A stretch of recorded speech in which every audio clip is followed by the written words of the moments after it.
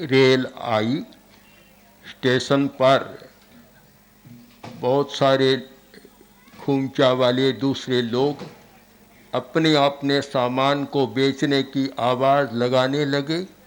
एक व्यक्ति पानी की गिलासें लेकर आया और बोला, पानी लो, पानी पियो, 1 गिलास 1 रुपया।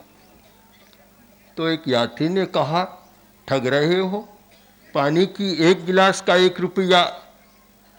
बोला, मैं ठग नहीं रहा हूँ, किंतु आपके कंठ में प्यास नहीं है इसलिए आप ऐसी बात कह रहे। कंठ में प्यास हो तो 1 गिलास का 1 नहीं 100 रुपया भी हो सकता है। और 1 गिलास पानी पर एक राजा ने अपना आधा राज्य भी दे दिया था। प्रश्न है प्यास का, आपके कंठ में प्यास है या नहीं है?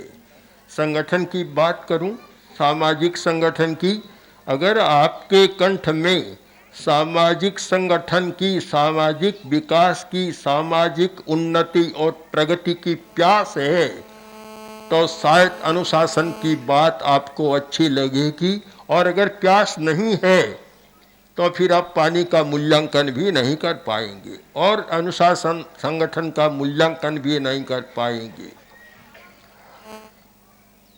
केवल उज्जैनी की बात नहीं,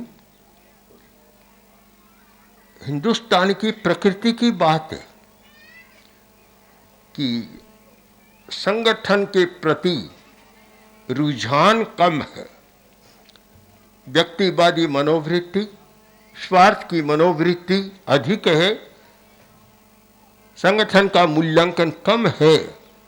शायद नेता को स्वीकार करना भी बड़ा मुश्किल होता है, बहुत कठिन है किसी को नेता मानना, अगुवा मानना, मुखिया मानना। और सच्चाई यह है कि नेतृत्व के बिना किसी का विकास नहीं होता। कोई समाज हो, चाहे धार्मिक समाज, चाहे सामाजिक व्यवस्था वाला समाज, चाहे राजनीति का समाज, कोई दल, कोई संस्था, जहां नेतृत्व का मूल्यांकन नहीं है वहां विकास भी नहीं हो सकता। हमने अनुभव किया है, हमारे सामने भी प्रश्न आता है कि आचार्य तुलसी ने इतना विकास कैसे किया, तेरा पंथ ने इतना विकास कैसे किया। आज विद्या के क्षेत्र में, कार्य के क्षेत्र में, सर्वत्र एक जनता के सामने ये बात आ रही है, प्रश्न आ रहा है। हमें भी बहुत बार पूछा जाता है कि इतना विकास कैसे हुआ। मैं मानता हूँ अनुशासन के कारण। अगर अनुशासन है आप विकास कर सकते हैं, और अनुशासन नहीं है, बिखराव बिखराव और बिखराव, तो फिर विकास की कल्पना भी नहीं करनी चाहिए। सबसे बड़ी आवश्यकता है कि भारतीय जनता के कंठ में एक प्यास जागे कि विकास करना है और विकास के लिए संगठन, और संगठन के लिए जरूरी है अनुशासन। जब तक अनुशासन नहीं होगा, नहीं हो सकता। एक छोटा बच्चा है, वह शायद अनुशासन का मूल्य नहीं आंक सकता, क्योंकि उसकी अपनी जिद होती है, बचपन की समझ कम होती है। फिर भी छोटे बच्चे में भी अपनी बात कहने की एक आकांक्षा होती है, और वह भी सोचता है कि मैं ज़्यादा समझता हूँ, मेरी बात सब लोग माने। एक बार ऐसा हुआ कि घर में माता पिता दोनों लड़ रहे थे। बच्चा दहलीज पर बाहर बीच में पोल में सो रहा था, और छोटी लड़की बहन उसकी, वह भीतर थी। वह भीतर से बाहर आई तो बच्चे ने अपने अंदाज में पूछा, आज मम्मी पापा क्यों लड़ रही हैं, क्या करेंगे? तो वह बहन बोली, आज तो बड़ी विचित्र बात है, मम्मी कह रही है कि जिस दिन से तुम्हारे घर में आई हूँ मुझे सुख नहीं मिल रहा है। तो पापा क्या कह रहा है? वह कह रहा है, जिस दिन से तू घर में आई है मुझे सुख नहीं मिल रहा है। मम्मी कह रही है कि मैंने तुमसे शादी करके भूल की है, पापा कह रहे हैं तुमसे शादी कर भूल की है। छोटा बच्चा अंदाज में बोला, हमसे सलाह किया बिना करेंगे तो ऐसा ही होगा। एक बचपन की अनुभूति, बचपन की बात, किंतु हमेशा बचपन नहीं होना चाहिए, हमें आगे विकास करना चाहिए। बचपन में तो कुछ अनुभूति ऐसी हो सकती है और ऐसा कुछ होता है, किंतु जब एक अवस्था के बाद विचारों की परिपक्वता आए, हमारे विचार परिपक्व बने और हमारा विकास हो, उस समय एक नया चिंतन होना चाहिए। और नया चिंतन कि संगठन के बिना कभी शक्ति का विकास नहीं होता। संस्कृत कवि ने ठीक लिखा कि संघे शक्ति कलौ युगे, कलयुग में संग में शक्ति है।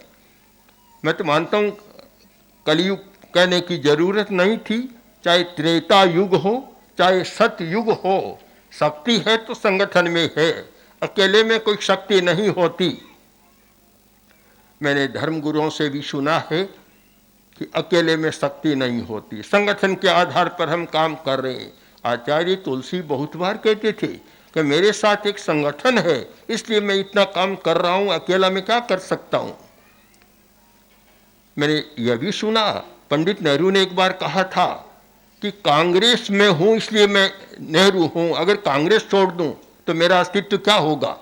संगठन के बिना कोई भी व्यक्ति काम नहीं कर सकता और संगठन के लिए जरूरी है अनुशासन। अनुशासन अनुशासन बहुत कठिन बात है, सहन करना बहुत मुश्किल है। मैं तो हर जगह देखता हूं, थोड़ा सा कह दे कि भाई साहब थोड़ा इधर है, इतने में तो आकाश पाताल एक हो जाते, धरती नहीं पाताल ही एक हो जाती है, सहन नहीं करना जानते। थोड़ा कह दे इधर बैठ जाओ, इधर खाली कर दो, इतने में तो बस पारा ग्राफ कहाँ जाता है पता नहीं चलता। कोई किसी को सहन करना नहीं जानता और जब तक समाज में सहन करने की शक्ति का विकास नहीं होता तब तक अच्छा संगठन नहीं बन सकता। एक दूसरे को सहन कर नहीं सकते, एक दूसरे का मूल्यांकन भी नहीं कर सकते। आचार्य डालगणी की बात है, हमें स्वीकार करना होगा कि उन्होंने अपने साधुओं को कसौटी पर बहुत कसा, बड़ी कड़ी कसौटी थी, इतना कसा एक बार तो ऐसा लगता है, मुझे भी लगता है कि इतनी कड़ी कसौटी नहीं करनी चाहिए, किंतु परिणाम देखता हूं कि उनकी उस कसौटी में जो निकले हैं तो हमारे साधु संस्था में सहिष्णुता का बहुत विकास हुआ है, सहन करने की शक्ति बढ़ी है। हमारे एक संत थे, वो बहुत वरिष्ठ संत, जो मंत्री के रूप में जिन्होंने काम किया, मुनि मगनलाल जी स्वामी। मुनि मगनलाल जी स्वामी को भी एक बार पूज्य डालगणी ने इतना कड़ा उल्हाना दिया कि वे तो वे थे, सहन कर लिया, दूसरा होता तो बड़ा कठिन काम था। सहन करने की शक्ति सामाजिक संगठन के लिए, पारिवारिक संगठन के लिए सबसे ज्यादा जरूरी है, सहन करने की शक्ति का विकास। और अगर कोई मुझे पूछे कि वर्तमान युग में इतना विकास हुआ है, इतने बड़े बड़े मकान बने हैं, इतने बड़े बड़े बांध बनी है, इतनी सड़कें, सब कुछ हुआ है, तो क्या कहना चाहिए, कमी क्या है। तो मैं कहना पसंद करूंगा कि पदार्थ तो बड़ा है, सहन करने की शक्ति घटी है। कोई किसी को सहन नहीं करता। एक अधिकारी ने किसी पुलिस को भी छुट्टी नहीं दी तो दूसरे दिन उसकी हत्या हो गई। जहां एक अनुशासन वाली है वहां भी सहन करने की शक्ति नहीं है। अगर समाज की सबसे बड़ी शक्ति, समाज के विकास का सबसे बड़ा कोई मंत्र और सूत्र है तो वह है सहन करने की शक्ति का विकास। मैंने अनेक परिवार के अभिभावकों से कहा कि तुम्हारा बच्चा आचरण ठीक नहीं है, तुम समझाते क्यों नहीं हो।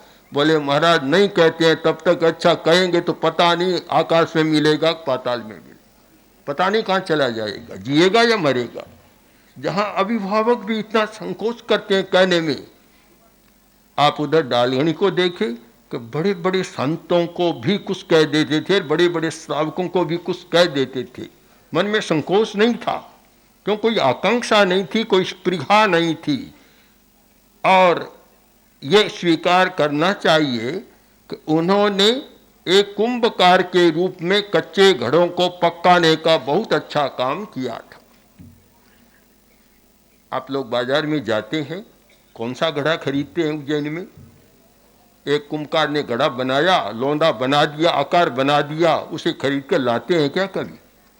क्या यहाँ प्रथा है क्या? ये कोई नहीं खरीदता समझदार आदमी जब तक जो घड़ा कुम्हार के द्वारा बनाया हुआ आंच में नहीं पकता, जब तक नावा या आवा में वह पकाया नहीं जाता, कोई समझदार खरीदता नहीं है।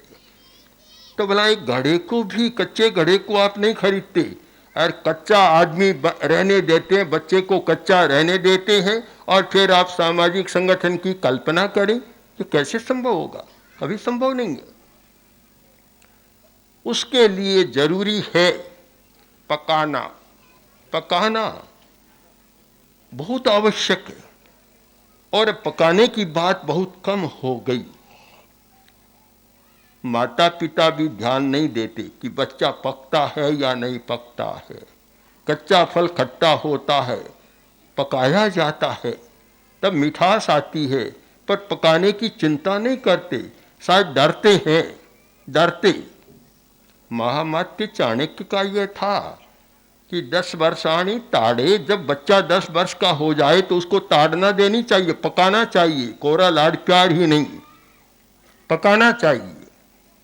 पकाया नहीं जाता। हमें गौरव है इस बात का, हर्ष है कि डालगनी ने हमारे धर्म संघ को जिस रूप में डाला, जो कसौटी पर कसा, अच्छा तो नहीं लग रहा था एक बार, और आपातकाल में मैं भी देखता हूँ, मुझे भी अच्छा नहीं लगता कि इतनी कठोरता नहीं होनी चाहिए, मन में आता है। पर परिणाम देखता हूँ तो लगता है कि उन्होंने जो एक लकीर खींची, वह लकीर शायद आगे ले जाने वाली लकीर थी, और उससे बड़ा लाभ हुआ है। सब जानते हैं कि प्रशंसा करो बहुत अच्छी लगती है, और कठोर बात कहो किसी को अच्छी नहीं लगती।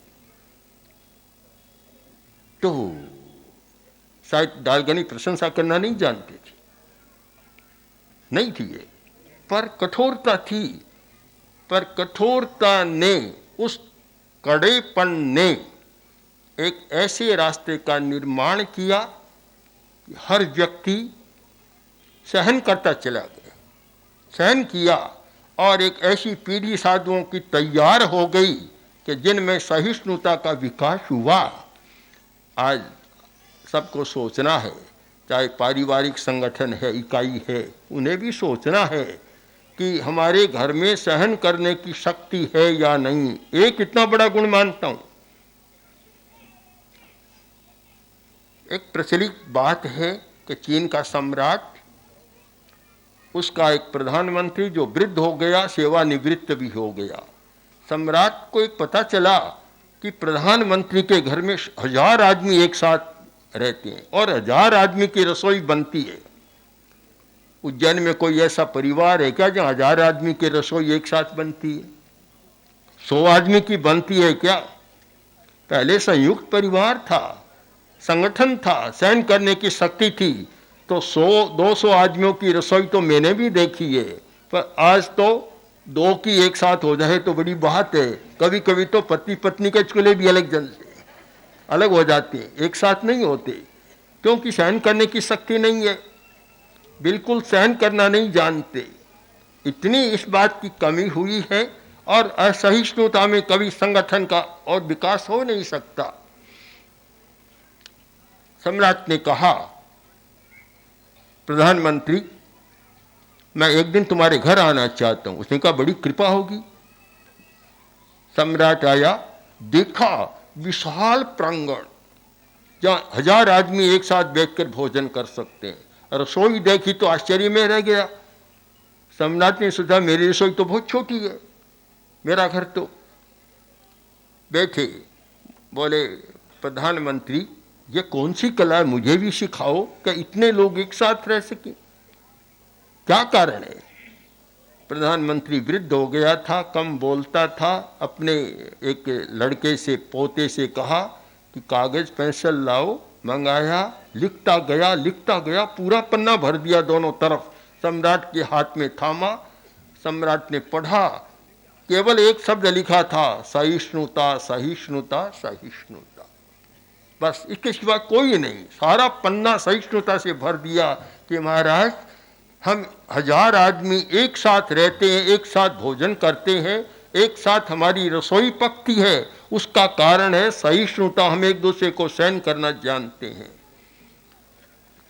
अगर हम विकास की बात करें, सामाजिक संगठन की बात करें, चाहे तो धर्म का संगठन हो और चाहे गृहस्थों का संगठन हो, मुझे कहना चाहिए, बात शायद कड़ी हो सकती है कि धार्मिक गुरुओं में भी, साधु सन्यासियों में भी आज सहिष्णुता कम हो रही है। इसीलिए आज गुरुओं की बाढ़ आ रही है, चेलों की कमी हो रही है। सच्चाई तो यह है कि कहीं कहीं संख्या में गुरु ज्यादा है, आचार्य ज्यादा है, शिष्य कम है। यह एक बहुत जटिल स्थिति है। कभी कभी जैन शासन की ऐसी स्थिति थी कि एक ही संघ था, जैन शासन, बस कोरा, दूसरा कोई नहीं था। अब फिर शाखाओं का विस्तार हुआ, होते होते आज यह स्थिति हो गई कि हमने ऐसा देखा कि मिले कि कौन का फला आचार्य, शिष्य अकेला, और ऐसा भी देखा कि शिष्य कोई नहीं, स्वयं आचार्य। कारण कभी सहन करने की शक्ति का अभाव। तो जब मैं आचार्य दालगणी की बात करता हूँ, उज्जैन में जन्मे हुए एक व्यक्ति की बात करता हूँ, शिप्रा नदी का उस समय जल पिया जाता, अब तो शायद नहीं पिया जाता होगा, उसने पिया, उस नदी की बात करता हूँ, इस मिट्टी की बात करता हूँ, तो एक ऐसे व्यक्तित्व का जन्म यहाँ हुआ था जिसने सहन करने की शक्ति का पाठ पढ़ाया था संघ को, और उससे बहुत विकास हुआ था, जिसकी आज बहुत बड़ी अपेक्षा है। अनुशासन बहुत अच्छी बात है, पर अगर सहन करने की शक्ति नहीं है तो अनुशासन भी क्या करें। आज हमारे बहुत सारे धर्म गुरु भी अपने शिष्यों पर अनुशासन नहीं कर सकते। इसलिए नहीं कर सकते कि करूंगा तो चेला भाग जाएगा, अकेला रह जाऊं। जब यह आकांक्षा और स्पृहा बन जाती है तो फिर अनुशासन नहीं हो सकता, फिर तो आंख मूंद कर अंधेरा। ऐसे प्रसंग भी हमारे सामने आए। हमने पूछा कि आपके कैसे चल रहा है, बोले आंख मूंद कर अंधेरा कर रहा। सब लोग चिंतन करें विकास की बात। और मैं तो आज भी कह सकता हूं कि हिंदुस्तान में सरकारी या गैर सरकारी जो संगठन है उनमें अनुशासन है, सहिष्णुता है, एक दूसरे को सहन करना जानते हैं, वहां अच्छा विकास होता है। महाभारत में एक बहुत अच्छी बात कही गई कि वह राष्ट्र दुखी राष्ट्र होता है। कौन सा? यत्र सर्वेपि नेता रहे, जहां सबके सब नेता बन जाते, कार्यकर्ता पीछे वाला कोई रहता ही नहीं, सब नेता बनना चाहते हैं, नेता बनने की भूख जाग जाती है और सब अपने आप को नेता घोषित करते हैं। यत्र सर्वेपि नेतारे, सर्वे पंडित मानिने, और सब अपने आप को पंडित समझदार मानने लग जाते हैं। दूसरे से सलाह लेने की, परामर्श की कोई आवश्यकता नहीं, सब मानते हैं मैं स्वयं पंडित हूँ, कालिदास हूँ तो बना बता। सर्वे महत्वमिच्छन्ति, और सब में महत्वाकांक्षा जाग जाती है। महत्वाकांक्षा, हर कोई प्रधानमंत्री बनना चाहता है, मुख्यमंत्री बनना चाहता है, पीछे कोई रहना नहीं चाहता। हर कोई नंबर 1 का धनी बनना चाहता है, हर कोई मित्तल और अंबानी बनना चाहता है। सब में यह महत्वाकांक्षा जाग जाती है। तद राष्ट्रम विद्धि दुखितम, वह राष्ट्र दुखी है। व्यास के शब्दों में कि वह राष्ट्र दुखी है जहाँ नेताओं की बाढ़ है, जहाँ पंडितों की बाढ़ है और जहाँ महत्वाकांक्षा की बाढ़ है, वह राष्ट्र दुखी होगा, वह समाज दुखी होगा। हम कैसे कम करें, कैसे ये वृत्ति बने कि नेतृत्व को मानकर चलना चाहिए। हमें अर्हता पर विचार करना, योग्यता पर। सब व्यक्तियों में योग्यता नहीं होती। कोरा ज़्यादा बोलने से नहीं होता, ज़्यादा हल्ला करने से नहीं होता, ज़्यादा आक्रोश करने से नहीं होता। योग्यता होती है, योग्यता। और योग्यता के आधार पर आज इतना होता है कि आज के ज़माने में योग्यता का मूल्य कम नहीं है। मैंने कुछ समय पहले पढ़ा था विश्व की कंपनियों का सारा, तो अमेरिका की एक ऐसी कंपनी है जिसका जो एग्जीक्यूटिव है, जो मूल प्रशासक है, उसका वर्ष का वेतन $400 करोड़ है। वर्ष का वेतन $400 करोड़, 4 अरब डॉलर, इतना तो वेतन है उसका। कारण योग्यता है। और जिस देश ने विकास किया है, योग्यता को बढ़ाकर विकास किया, ऐसे नहीं किया है। आज अपेक्षा है समाज को शक्तिशाली बनाने के लिए कि योग्यता बढ़े, उसकी आवश्यकता है। और योग्यता के लिए एक बहुत सीधा सादा जीवन जीना जरूरी है। यह बड़प्पन का जीवन कभी अच्छा नहीं होता। मैं आपको पूज्य डालगनी के जीवन की एक घटना बताऊं। जब साधु संघ ने घोषणा कर दी सामूहिक रूप में कि हमारा आचार्य डालगनी होगा, घोषणा हो गई। जोधपुर के भंडारी लक्ष्मण दास जी गांव में गए चापासनी में उस समय पूज्य डालगनी कच्छ से बिहार कर और राजस्थान में आ रहे थे, लाडनू आ रहे थे, चापासनी में ठहरे हुए थे। गए, उस समय उनकी स्थिति क्या थी आप कल्पना करें कि एक सादा जीवन की स्थिति क्या होनी चाहिए। कि साधु का तो नियम है, रसोई तो बनती नहीं। तो साधु साथ वाले गोश्री गए थे। एक बार गोश्री गए, कोरी रोटी मिली, साग भी नहीं मिला। और वही रोटी लाकर पूज्य डालगनी को दी और डालगनी वह रोटी चबा रहे थे। न साग न पानी, कुछ भी नहीं, कोरी रोटी हाथ में थी। उसी समय भंडारी जी आए और उन्हें खमा घड़ा, जो एक राजस्थान में बोला जाता है गुरु के लिए, वो शब्दावली में उच्चारण किया। तो डालगनी ने कहा, भंडारी जी इतने समझदार आदमी हो, ये मुनि के लिए कभी ऐसे शब्दों का प्रयोग नहीं किया जाता।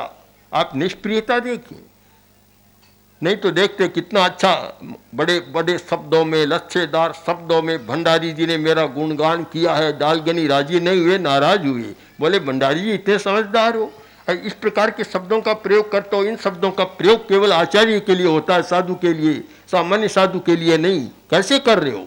उन्होंने सारा देखा, डालगनी अकेले बैठे हैं, हाथ में वह रोटी है, एक एक को तोड़कर उसको चबा रही है, साग की भी पानी की कोई जरूरत नहीं थी। इस अवस्था में थे और इतना अच्छा सादा जीवन, सादगी का त्यागमय जीवन जिया था और श्रम का जीवन जिया था। श्रम का जीवन आज सामाजिक दृष्टि से मैं देखूं तो शायद श्रम का भी अवमूल्यन हुआ है। श्रम की प्रतिष्ठा नहीं है, धन की तो प्रतिष्ठा बड़ी है, श्रम की प्रतिष्ठा नहीं है।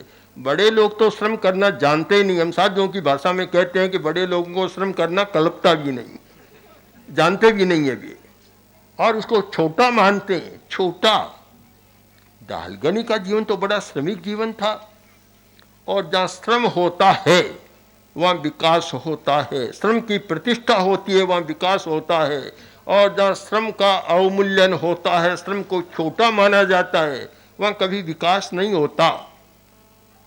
पुराने लोग, पुरानी बाइयाँ पानी भी लाती थी, घर की सफाई करती थी, रसोई बनाती थी, सारे काम करती थी, और उस समय में तो आटा भी पीसती थी, सारा काम चलता था, स्वास्थ्य भी अच्छा था और अच्छा सादा जीवन, शांति का जीवन जीते थे।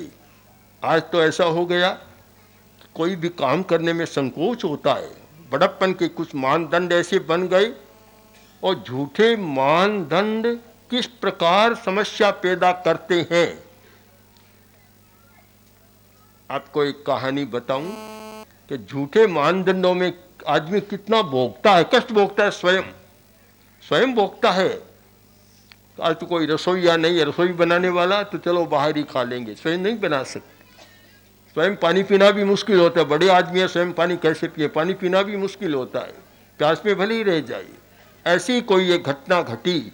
आप निश्चित माने कि सहिष्णुता और श्रम, ये दो समाज के ऐसे स्तंभ हैं कि जिनके आधार पर सामाजिक व्यवस्था टिकती है। जहाँ दोनों की अवमानना होती है, सहिष्णुता की अवमानना और श्रम की अवमानना, वह समाज का विकास नहीं हो सकता। कोई ऐसा प्रसंग बना, रेगिस्तान, जेठ का महीना, और कुछ यात्री यात्रा कर रहे थे। एक यात्री यात्रा करते करते आया और प्यास लग गई। बड़े लोग भी कभी बिछुड़ जाते हैं, साथ कोई रहा नहीं, प्यास लगी, देख रहा था, जाते जाते कुआं मिला। कुआं ऊपर चढ़ा, रस्सा है, डोल है, और देखे एक आदमी बैठा है। चिल्लाया, अरे भैया तुम पहले से बैठे हो, पानी निकालो, मुझे पानी पिलाओ। बोला मैं नहीं निकाल सकता, तुम निकालो और मुझे भी पिला दो। अरे तुम पहले से बैठे हो। कि मैं तो निकाल नहीं सकता। क्यों? कि मैं नवाब ज्यादा। तो तुम निकाल लो। कि मैं भी नहीं, यही मेरी मुसीबत है। क्या? कि मैं अमीर ज्यादा हूं। तीसरा आया, वह भी चिल्लाता हुआ आया, वैसे ही बोला और पानी मांगा। तो कि पानी तुम निकालो, हम दोनों को पिला दो। कि मैं नहीं निकाल सकता। क्यों? कि मैं शाहजादा हूं। तो आओ बैठ जाओ, अमीर ज्यादा, नवाब ज्यादा, शाहजादा सब एक पंक्ति में बैठ के, प्यास है कंठों में, कुएं में पानी है, डोल है, रस्सा है, सब कुछ है। जेठ का महीना है, कड़कड़ाती धूप है, चिलचिलाती धूप, पर बड़प्पन का एक ऐसा झूठा मानदंड, प्यासे मर रहे हैं। थोड़ी देर बाद एक आदमी आया, चिल्लाया नहीं, बोला नहीं, सीधा गया, डोल में रस्सा बांधा और कुएं में डोल को डाला, पानी निकाला और पीने लगा। तीनों चिल्लाए, अरे अकेले कैसे पीते हो, हमें भी पिलाओ। तो मूर्खों, पहले बैठे थे, मैं क्यों पिलाऊं तुमको, पी लेते। कि नहीं, हम तो निकाल नहीं सकते। क्यों? एक बोला मैं अमीर ज्यादा हूं, एक बोला मैं नवाब ज्यादा हूं, एक बोला मैं शाहजादा हूं। तो वह भी पानी पीते पीते पानी को नीचे गिराया, और मैं नहीं पिला सकता, मैं हराम ज्यादा, मैं नहीं पिला सकता। अब मैं आपसे पूछना चाहता हूं, इन हरामजादों को पैदा किसने किया? पूरी समाज व्यवस्था पर ध्यान दें। समाज में जो भी अपराध है, चोरी है, डकैती है, और है, हिंसा है, यह उग्रवाद है, आतंकवाद है, इन हरामजादों को पैदा किसने किया? अगर समाज में अमीर ज्यादा, नवाब ज्यादा, शाहजादा जैसी स्थिति न हो और दालगनी जैसी स्थिति हो कि स्वयं काम करना, स्वयं रूखी रोटी खाना, कुछ भी नहीं करना, तो हरामजादा कभी पैदा नहीं होते। हरामजादा तभी पैदा होता है जब समाज की इस प्रकार की व्यवस्था होती है। आज भी बहुत सोचना है। हमारे सामने बहुत लोग आते हैं, हिंसा बढ़ रही है। मैंने कहा झूठे रोना मत रो, झूठे गीत मत गाओ। समाज व्यवस्था को बिगाड़ कौन रहा, इस पर विचार करो। समाज व्यवस्था को बिगाड़ने वाले लोग सोचें तो समाज व्यवस्था सुधर सकती है, किंतु वे सोचते नहीं, केवल दूसरों पर दोषारोपण करते हैं। हमें सोचना है कि जब समाज संगठन की बात करें तो समाज की मूलभूत कुछ अपेक्षाएं होती है, कुछ होते हैं, उन पर चिंतन करना चाहिए, उन पर ध्यान देना चाहिए। पर ध्यान नहीं जा रहा है, और इसलिए नहीं जा रहा है कि कोई संगठन अच्छा नहीं है।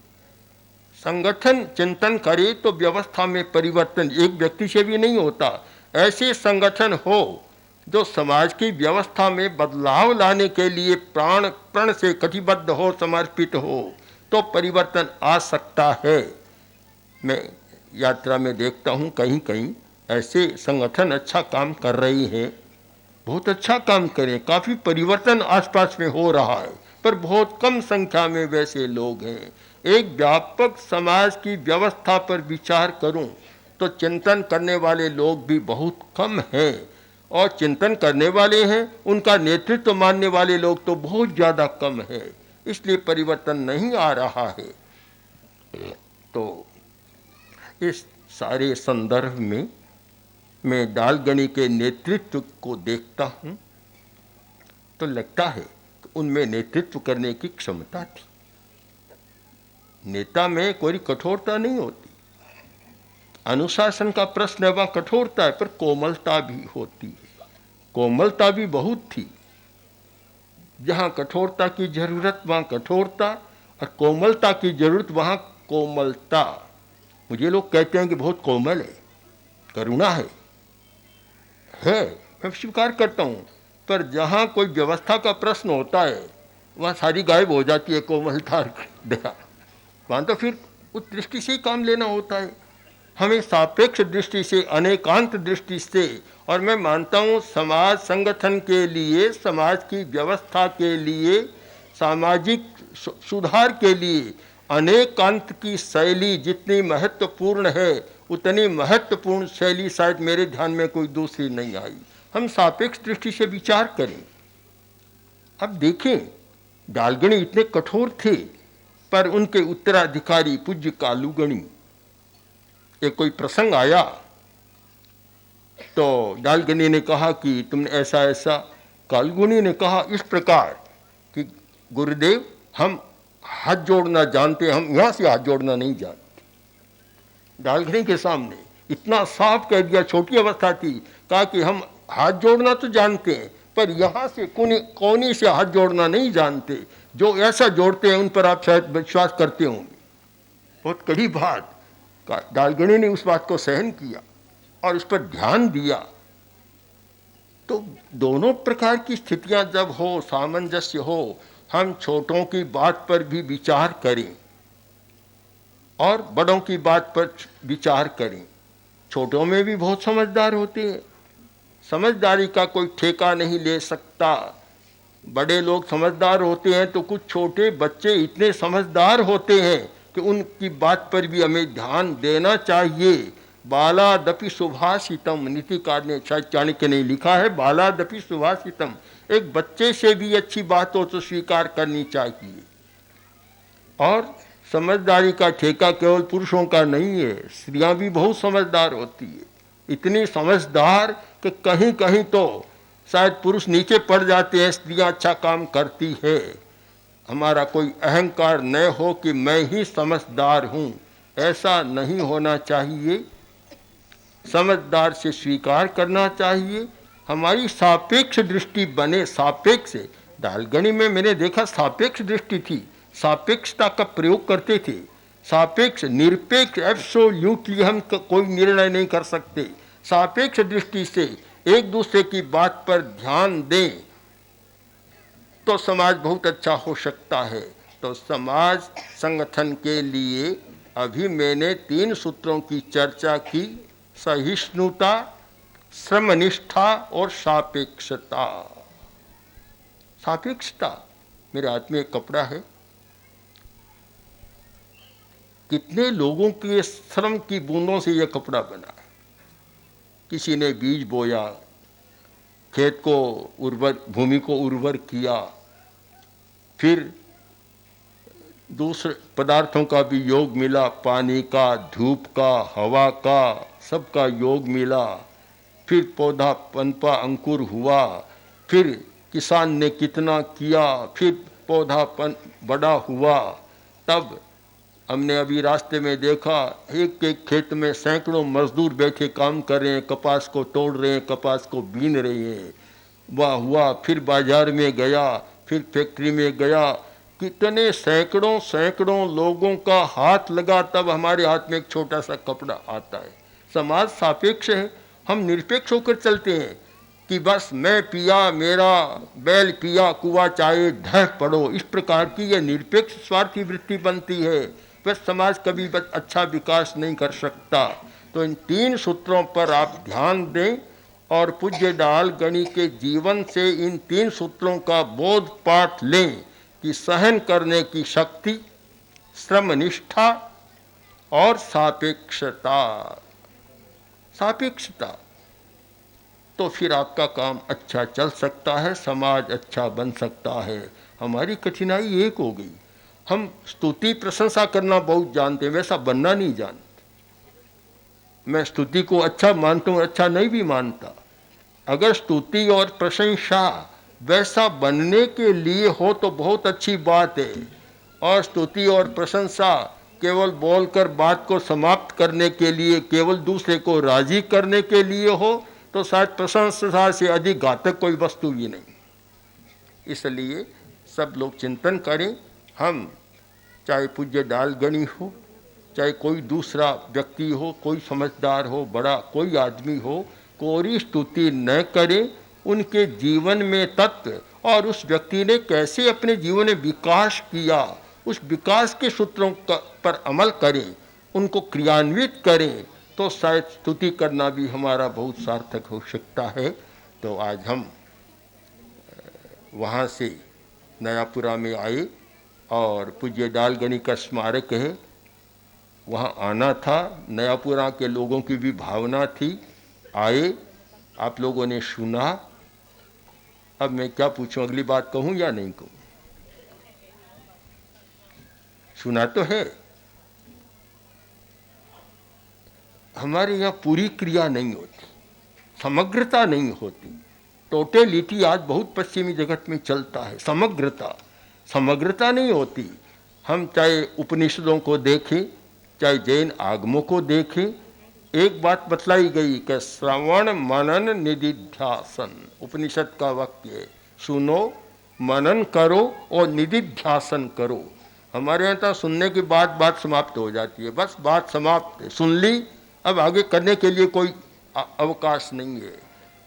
और मेरी भाषा में, मेरी अनुभूति में और मेरे गणित में मैंने जो कहा लिखा वह यह है कि 1 घंटा सुनो तो 3 घंटा मनन करो और 7 घंटा निदिध्यासन करो। आपने भोजन किया, नाश्ता तो किया सब ने। आदमी खाता है, खाने में तो 10-20 मिनट लगते हैं, पचाने में अगर भारी चीज़ खाई है तो 3 घंटा 4 घंटा, और भारी है तो 5-6 घंटा। और फिर कोई दूसरे भोजन की बात करो। खाना जानते हैं, पचाने की कला कम जानते हैं, सुनना जानते हैं, मनन और चिंतन निदिध्यासन की बात कम जानते हैं, इसीलिए वह असर नहीं होता। लोग कहते हैं असर नहीं हो रहा, अरे पूरा काम भी नहीं हो रहा है तो असर कैसे होगा? पूरी प्रक्रिया नहीं हो रही है। डॉक्टर के पास रोगी गया और बोला, डॉक्टर साहब मलेरिया फिर आ गई। अरे तुमने पूरा कोर्स किया नहीं? पूरा नहीं, 5 एसोचिन की 5 गोलियां ली थी। अरे मैंने पहले ही कहा था 10 का कोर्स है, 10 लिए बिना फिर मलेरिया आ जाएगी। पूरा कोर्स करना नहीं जानते। अगर धार्मिक लोग भी पूरा कोर्स करने की बात सोचें तो काफ़ी बदलाव आ सकता है। हम समाज व्यवस्था को बदल सकते हैं, हमारा संकल्प हो कि व्यवस्था बदल सकती है, समाज बहुत अच्छा हो सकता है, पर उसके लिए पूरा कोर्स करने की ज़रूरत है। श्रवण करें, मनन करें और निदिध्यासन करें। तो मैं विश्वास करता हूँ आज भी आदमी को बदला जा सकता है, समाज व्यवस्था को बदला जा सकता है और समाज को बहुत अच्छा किया जा सकता है। और उसमें पूज्य दालगणी जैसे और भी बहुत जो महापुरुष हुए हैं, उनके जीवन का अनुसरण कर, उनके पद चिन्हों पर चलकर हम काफ़ी लाभान्वित हो सकते हैं और काफ़ी उससे काम बन सकता है। ओम आर। पूज्य प्रवर ने आचार्य दालगणी की जीवन शैली